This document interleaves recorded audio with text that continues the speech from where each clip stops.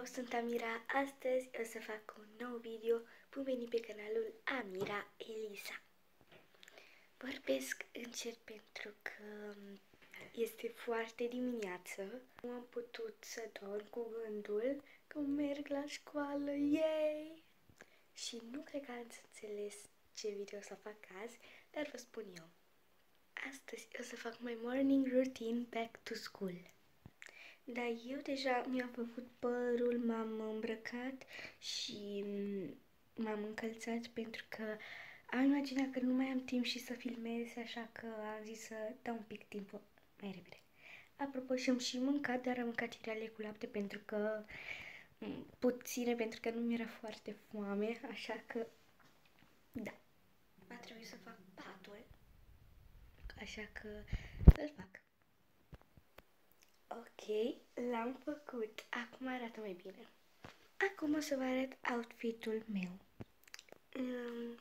Mi-am pus în păr, mi-am făcut ieri spic și am vrut să mă duc cu părul făcut un spic, dar nu mai îmi stătea pentru că se desfăcea foarte tare și am zis îmi las părul crescut și mi-am pus-o asta în cap.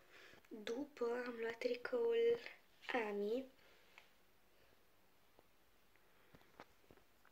niște pantaloni cu o bandă aurie și cu sclipici și acești păpuși. Asta sunt eu.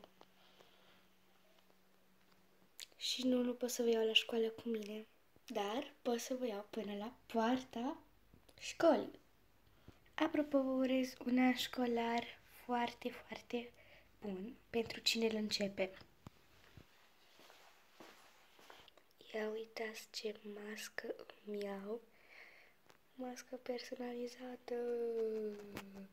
Ticla mea de apă și al lui fratele meu.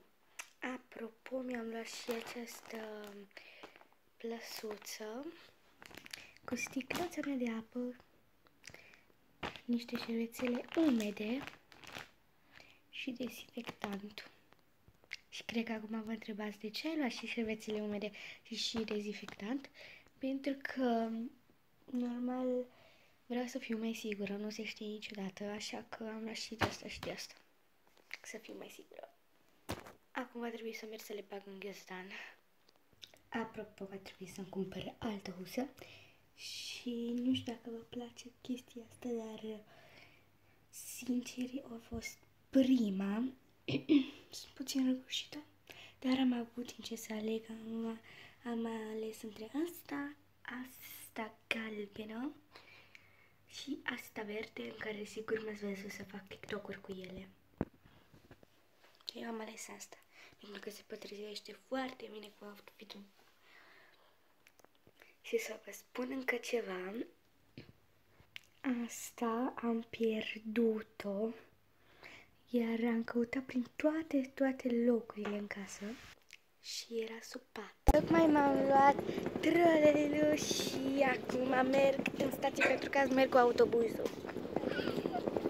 Eu astăzi stau doar până la 3:30, până în octombrie.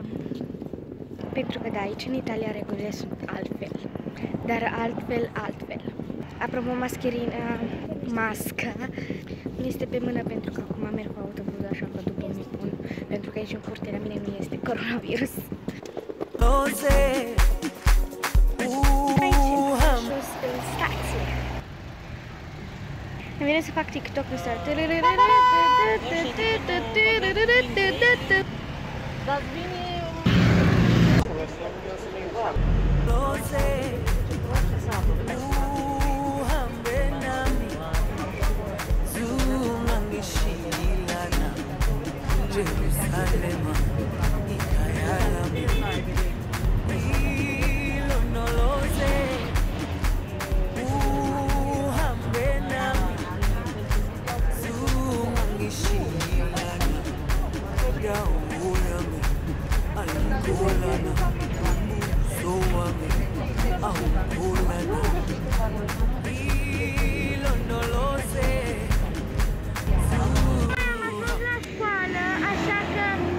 Să închid vlogul aici. Nu uitați să dați un like și să vă abonați. Pa!